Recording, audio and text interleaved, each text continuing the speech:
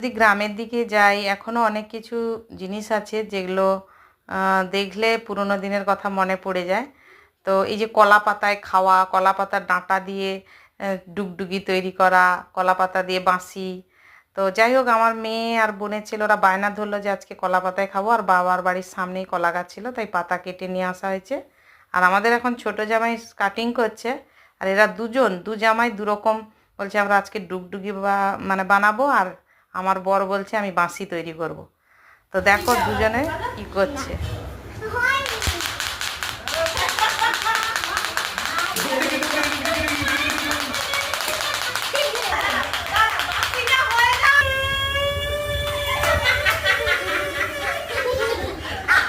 তো তোমরা দেখতেই পেলে দু জামাই দুরকম জিনিস তৈরি করে তোমাদের সঙ্গে শেয়ার করলো। আর এখানে মন্দির মাংস রান্না করছে, বোন মনে হয় একটা কিছু বলে দিয়েছে ওকে, রেগে গিয়ে বলছে তুমি রান্না করো। যাই হোক, ভিডিওটা ভালো লাগলে লাইক করো প্লিজ, চ্যানেলটা